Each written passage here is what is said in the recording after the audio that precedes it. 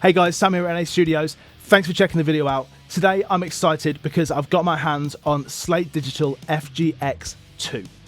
Now I want to see if this plugin has been worth the wait. I've been a big fan for a long time of FG-X 1, I guess, FG-X the original. I love how it sounds, I love what it does.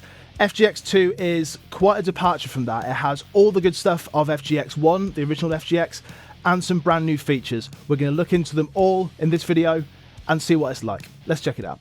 So first off, we've got a brand new user interface. We've got so much to go over here. We've got a lot of the stuff we had in the original one, just in a slightly different place. Now, the original kind of used that whole, you know how in the compressors that they did, the virtual bus compressors, it was like a rack. Well, FG-X was similar to that. This is kind of coming away from that, and it's whole new thing. So FG-X 2, on the left-hand side, we've got FG Comp. It's the compressor that we had in the original FG-X with some new features. We've got FG Level. That's where you're getting that loudness from. That's where you're getting your saturation, your limiting, your loudness, your punch, all that kind of stuff. That's on that side. And we've got loads of new metering here at the bottom, which we're going to go over. We've got some new listening modes, so we can just solo the mid channel, the side channel, left, right, and we can just hear the difference. So that's like a delta, so we can just hear what FG-X is adding, or I guess taking away from the signal. We can just hear the peaks that it's chopping off. That's going to be interesting. And if we look at the top here, we've got easy mode and then advanced mode.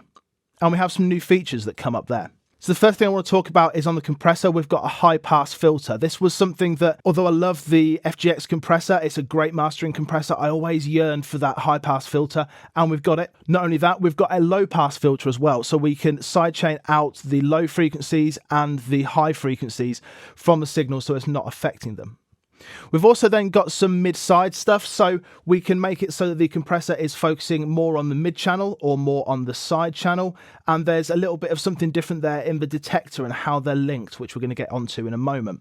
We've got the attack and release as you normally would have, and we've got our threshold and the gain reduction meter down the bottom. Now, FG level remains relatively similar. All the stuff that you see in there is going to be quite familiar to you. You've got low punch, you've got detail, gain. Transient detail, we can adjust the sharpness of the transients that are coming through, so whether you want it to be super transient rich or a little bit more clipped off, that's handy. And then balance as well, so we can prioritize low frequencies or high frequencies. So if we've got something which is super bass heavy, then we can prioritize the low frequencies, make sure they're not getting clipped off, and vice versa as well for the high frequencies. We've also then got 4 modes, so clear, tight, punchy, and loud. So clear is a relatively neutral one, and then as we go from left to right, go tight, punchy, and loud. That's going more towards louder stuff. So they say that the tight setting, the second one in, is kind of for rock, and then as we move further to the right hand side, we get stuff more based around like hip hop, EDM, stuff that's more bass heavy. So typically stuff that would traditionally be louder as well. So that's going to be interesting to take a look at. I think the best way to take a look at this is just start using stuff, talk through it as I go, and see how this plugin sounds. So let's jump in.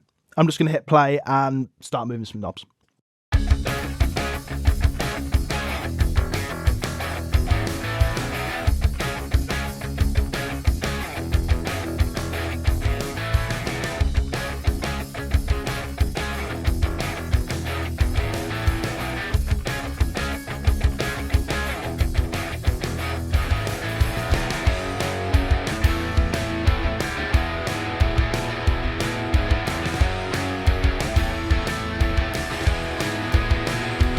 Okay, so that compressor is quite familiar. It's tying things together in the way that the old FG-X always did.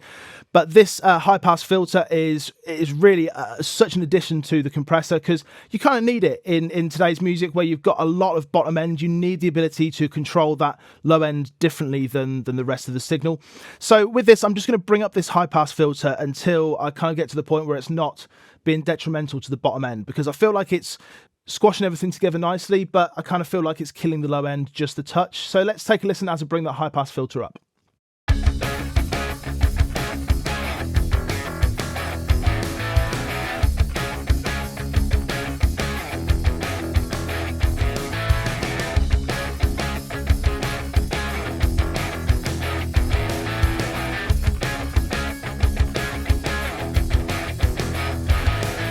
Yeah, I think somewhere around 140, 150, that's sounding nice. If we do it without the high-pass filter on, we'll see what effect it's having. So before and after, no high-pass filter.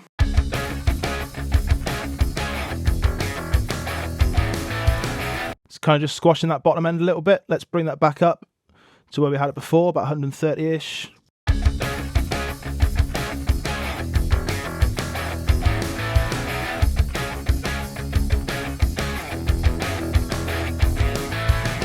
Okay, cool. That's tightening that bottom end up nicely, and you didn't have this control in the old FG-X, so that's a really nice addition. Just in the element of being kind of complete, let's try this sidechain high cut as well. I'm not sure if in this track it's going to make that much difference, but let's take a listen. Okay.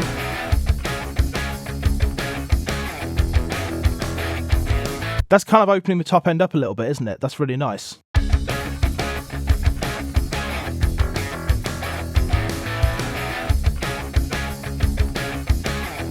Yeah, just around that 11 or 12k mark, the high end kind of comes up a little bit and it gets sort of released. It stops being squashed so much. Just hear it as it comes up to this little peak here.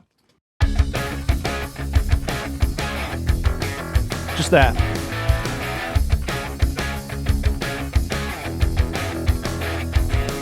Nice, I like that, that's handy. So this mid-side link then, at the default of 100, this is how the detector circuit is actually listening to the audio. So at 100, it's just completely linked mid-channel and the side channel. As we bring it down, it's not going to be linking those, so it's going to be listening to the mid-channel and the side channel differently. I guess that kind of comes into play with the gain reduction width as well. So if we have it all the way over to the left or getting more towards the left, then it's compressing the mid channel more. If we have it over to the right hand side, it's compressing the side channel more. So those two kind of interact with each other, and you're going to be able to do some interesting mid-side kind of stuff there, which again, you couldn't do in the original FG-X. And then we've got this little meter here, which you'll see as I start compressing stuff and messing around with the mid-side. So this is going to be wider if it's compressing more of the mid-channel. So technically the whole thing will be a little bit wider because it's not compressing the sides as much. And then vice versa, it's going to be narrower if it's compressing the sides. So that may be counterintuitive to some people. It does kind of make sense. I'm not sure if they'd done it the other way around, that might have been counterintuitive to other people as well. So they've made a decision. That's cool. I'm going to play with these mid-side links and the gain reduction and just see what we can do to the signal. So I'm going to set those back to default at the moment, and let's start turning some knobs.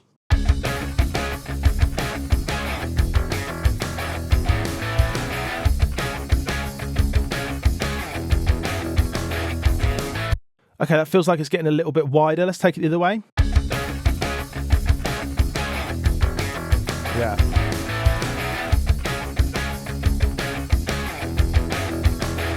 Yeah, just those hi-hats as it's coming up, it's just sending them to the side a little bit more, or it's not really doing any kind of spatial stereo stuff, it's just doing it through how much it's compressing or how much it's in effect not compressing. So a useful feature to have. So with this, if it's up at 100, it means that mid and side are being compressed the same. As I bring it down, they're not the same. Let's have a listen.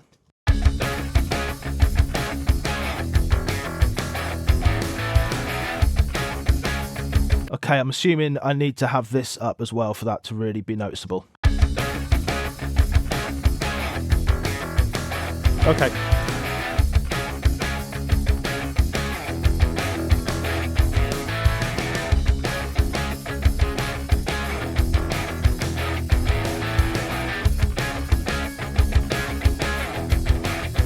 So over here, that rectangle is getting wider. Just watch it.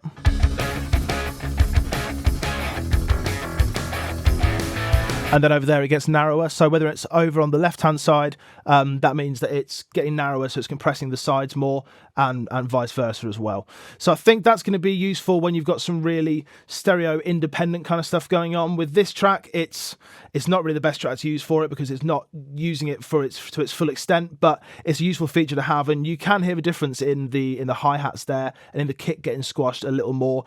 And with that sidechain high cut as well, that is making a difference in that top end. So I like that. Let's see what it sounds like before and after we've done any of these compression settings.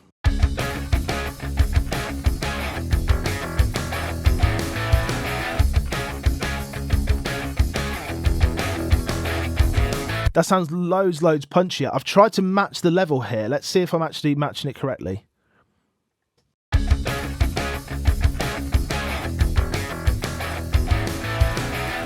Yeah, the drums are loads punchier. I think this is better level matched. And when I take it off, the drums kind of disappear a little bit. Then when I bring it back on, the drums just punch through some more. Nice.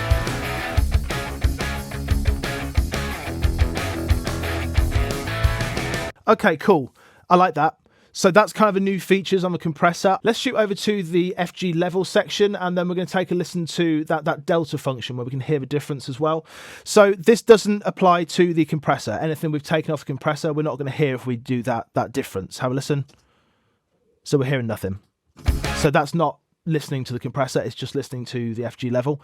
So let's try and get some real level here and just hear exactly what this is doing. On the right hand side, we've got CGM, constant gain monitoring. Thank you. This is perfect. Okay, we had it in the original one, but I think this is going to be super useful here, especially when we're listening to this difference, when we can actually get a real kind of indicator for what's being taken away. So constant gain monitoring is going to do what it says on the tin. It's going to keep the gain the same regardless of how much you're adding. So when you're bypassing the plugin and then bringing it back in again, your opinion isn't swayed by any massive rise in volume as it would be normally when you're bringing up a load of level. So let's just add a load of gain, see what happens. We've got constant gain monitoring. That's off. Okay, on there. Cool. So presumably, yeah, so even as I bring this up, it's not actually changing the level of anything. Let's go crazy. Okay, so we're starting to hear a bit there. That's fine. Let's hear what we're missing. So that's just the difference. Just the signal removed by the limiter. Well, okay, so that gets squashy. Okay, let's start bringing this up and see exactly when we can start hearing any kind of artifacts.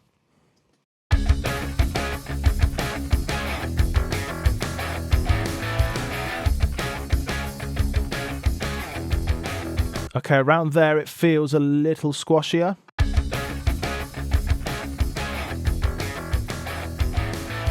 Yeah, and around that kind of area, around 11 dB, we're starting to hear a little bit of it. But this is where the other controls in this FG level section come in. We can start to add some more low punch, some more transient, some more saturation. Let's dig in and have a look. So let's bring up a little bit of this detail, because I felt like it's kind of squashing the detail just a touch as we bring it up to that 11 dB point. Just starting to hear a little bit of that go away. Let's bring up this detail.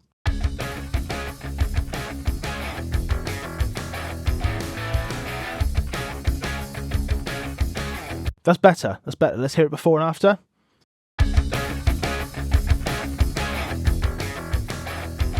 Feels a lot more controlled. Let's take off that compressor though and just see what the actual FG level is adding.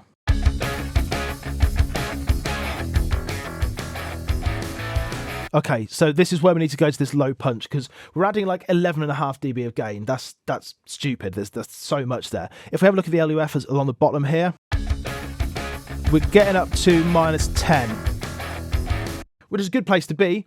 But in these modes, we're on clear still, so it's not kind of designed for this, rocky kind of music. So we're going to go through the modes in a minute. That's an enormous amount of gain. Let's back that off just a little bit. Let's go to 8 maybe and see what the LUFS is like there.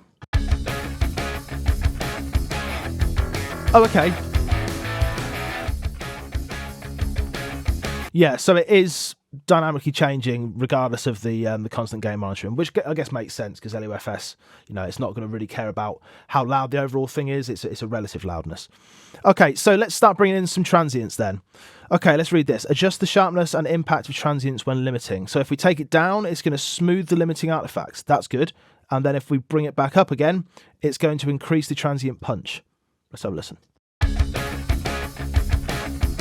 Oh, there it is.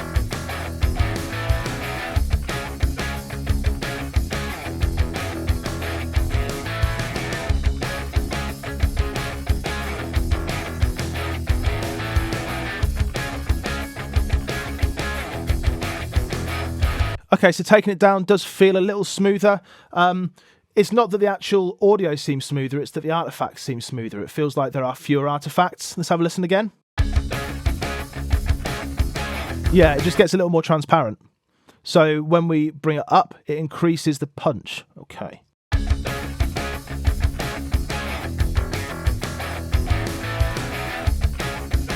I think for this, I like it down there. I like it to be a little more transparent.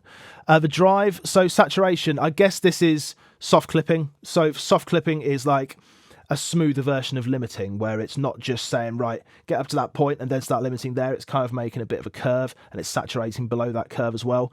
So let's start bringing that drive up and see exactly what this is doing. Ooh, crunchy.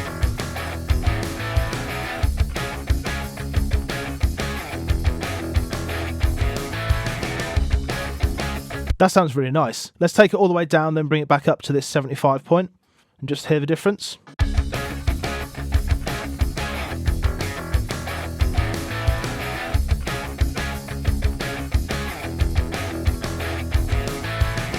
Nice, that adds a lot of excitement to the sound. It's doing something to the high end of the cymbals and the kick and snare as well. It's just adding a little bit more oomph, a little bit more punch to it.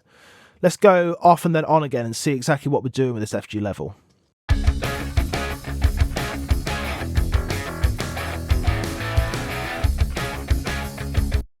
That's getting more towards being transparent, isn't it? That's really impressive. We're still adding like 7.5 dB of gain, but we can't really hear it going on because we've got this transients down here and we've got the detail. I feel like it's taken down the low end just a small amount though, so let's see if we can address that with some low punch.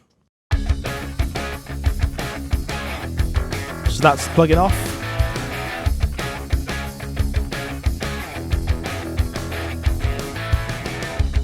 Oh wow. That's really adding a lot of bottom end there. So Slate tells us that you should only adjust the low punch and the detail after you've set your desired amount of gain, which I guess makes sense because you set the point that you want it to be, right, I want it to be that loud, 7.5 dB louder, and then you address what's there. So it's like saying, okay, I want it to be this loud, regardless of anything, and now I've got some controls here which can address any kind of issues that maybe arose when I've got that loudness, and this is the low punch and then the detail as well. That makes sense to kind of give it the loudness and then address any issues, and this FG level addresses those issues remarkably well. So what these are actually doing in conjunction with these up here, we're adjusting the frequencies that it's affecting. So if we've got this at 120, then it means that the low punch is affecting the frequencies below 120.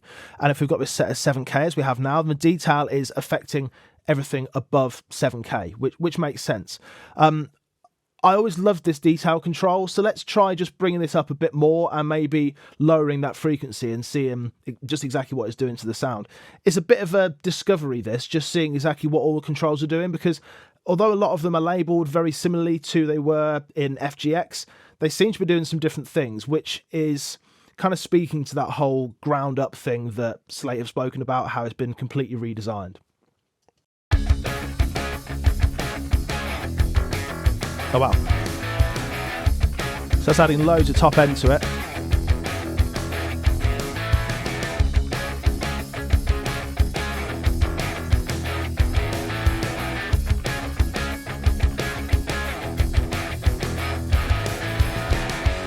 Cool. So what I think I'm finding here is that typically when I'm compressing something or when I'm adding a low level to it in a master, I'm concerned with the frequency spectrum and what is being lost. So if it's the bottom end, I'm concerned with not losing that bottom end, which they're catering for with the side chain on the compressor.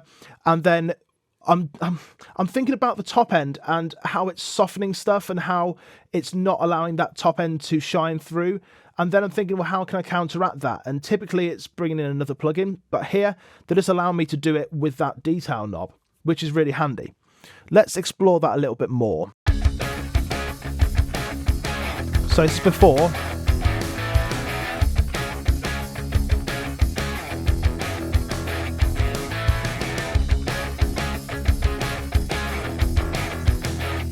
That's great.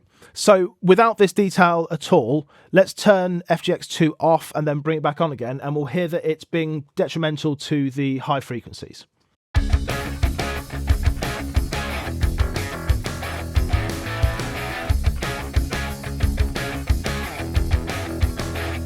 It's kind of killing them, making them a bit splashy, for the want of a better word.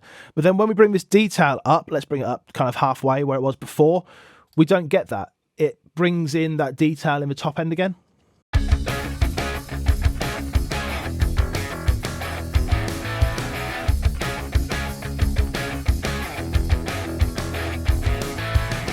Okay, that's cool. I like that a lot.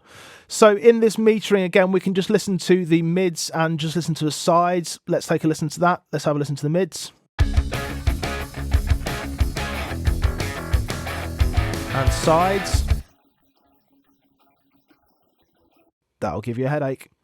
Cool, so let's turn the compressor back on then, and that's going to be useful for when we're dealing with this mid-side link thing. If we can just listen to the mids and the sides separately, then we can really hear how much difference that compressor was making in the mids and sides. But just for my sake, let's listen to it before anything and then with everything on as it stands at the moment and hear exactly how we're changing it. This is with constant gain monitoring on again. So bypass first.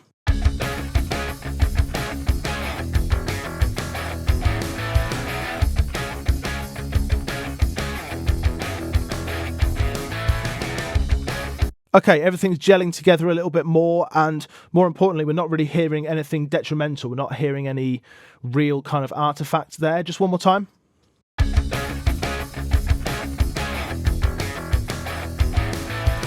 Yeah, we're actually improving that top end a little bit. Everything's just kind of squashing together just a little bit more. So let's take a listen to this mid solo and then just adjust these a touch and just see if we can really get to grips with what this is doing. So this is just the mid channel.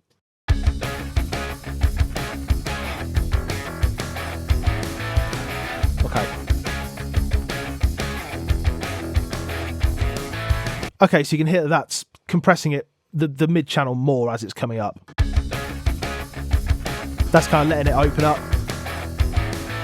And that's squashing it a bit more. Let's go for the sides. So over this way should be less compressed, and then this way should be more compressed. Yeah, you can hear that. You can hear it squashing it.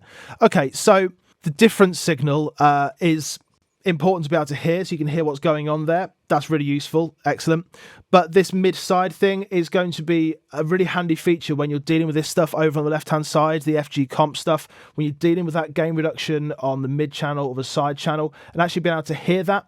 It's a really useful feature. They've put this in so you can actually just really zone in on what you're doing to the side channel and what you're doing to the mid-channel. So down the bottom then, on the meters, we've got, we can go for LUFS or we can go for an RMS reading. Typically, LUFS is kind of a good one to read at these days. It's what a lot of people are looking for.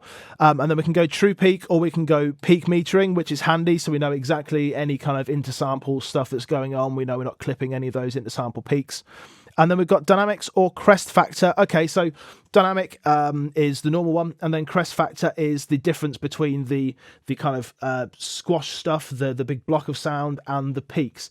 And if your crest factor is low, then you've got a very small amount of difference between those peaks and the blocky stuff. And if your crest factor is high, then it's much higher. So that's useful to be able to meter that kind of stuff as well. What I want to take a look at now, though, is the mode and just see exactly what this is doing. So left to right, we go clear, tight, punchy, and loud. I'm going to think of this as going from the left, jazz, not aggressive stuff, and then on the right-hand side, bass heavy, really aggressive stuff. So presumably we can add more level at certain times and just see how that's going to be different. Let's find out. So I'm going to go through these modes and just see what the difference is. So here's clear, start off with.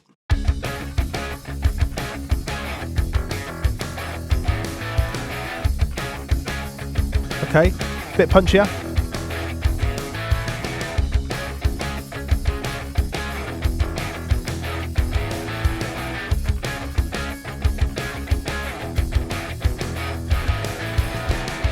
Okay, cool. I think this is really going to come into its own when we're really adding a load of level.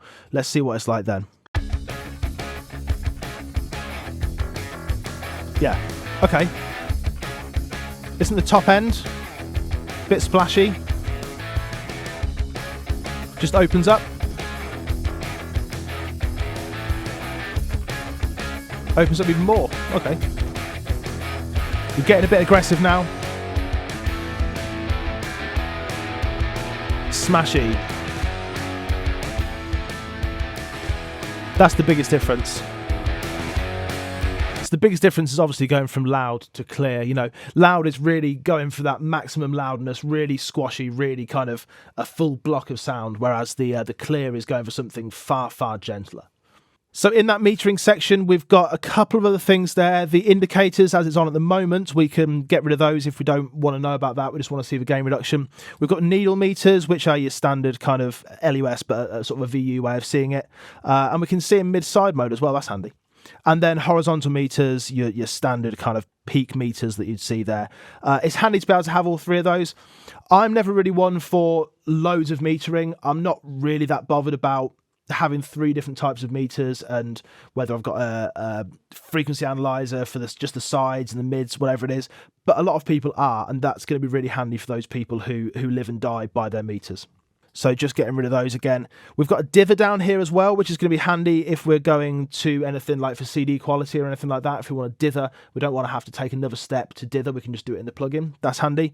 24-bit as well. Presumably that's if we're working at 32-bit or 32-bit float or anything. We can just dither down to 24. That's cool. Or off. And then flat. So that's the different kind of noise shaping. Okay. So we've got none and flat and then normal. Okay. So some different kinds of noise shaping that are going to be better for something that's louder. You have a different kind of noise shaping than something that's quieter because of the different kind of noise and a different kind of frequency curve that it's got on that noise, on the dither that it's adding. So overall, thoughts. It's cool. There's a lot to digest there. It's difficult to kind of see a direct comparison between the two because your eyes can deceive you and they're so different. And some things that I wouldn't have done in the original FG-X, I'm doing in this one. For example, the ratio and the gain, I always felt like the numbers on the knobs in the first one were kind of a little bit arbitrary. I never really knew if they actually related to dB or what they're really related to. So it's kind of handy to have that constant awareness of what's going on. I think in the original FG-X, the ratio was, you kind of set it somewhere in between 1 and 2, and you kind of didn't know exactly where you stood because there wasn't an exact readout. Here we've got an exact readout for the ratio, which is really handy. I like that. I'm at 2 to 1 now. I never typically went above like 1.5 to 1 in mastering with FG-X1, but it sounds good, and I suppose that just kind of speaks to how crystal clear this compressor really can be. I like the metering. It's cool. It's not the be-all and end-all for me. I'm not a 17 meters on the screen kind of guy, but I like the peak reduction meter. That's really handy, being able to flick between the different modes. I'm loving that. That's really handy to just be able to say, I want that one, I don't want that one. That's really nice. The modes where you can switch between mid-side, left, right, and your delta, what's being taken out, I like those. They're a really good introduction to FG-X. Was great on its own. I loved it, but it feels like this is the icing on the cake and just adding a load of new features. All the stuff that is added to FG level, we had those things in FG-X1, normal FG-X, but it feels like the knobs that are labeled the same kind of thing do something slightly different, or they do the same kind of thing, but they do it slightly better, which I guess speaks to that 10 years or however long it's been in production now. So was it worth the wait? I don't know. Let me know. Let me know what you think of it. If you've got your hands on this and you've found a really good way of working with it, please do let me know. I'd love to hear from you down in the comments. Thanks again for watching. I'll see you again soon. Take care.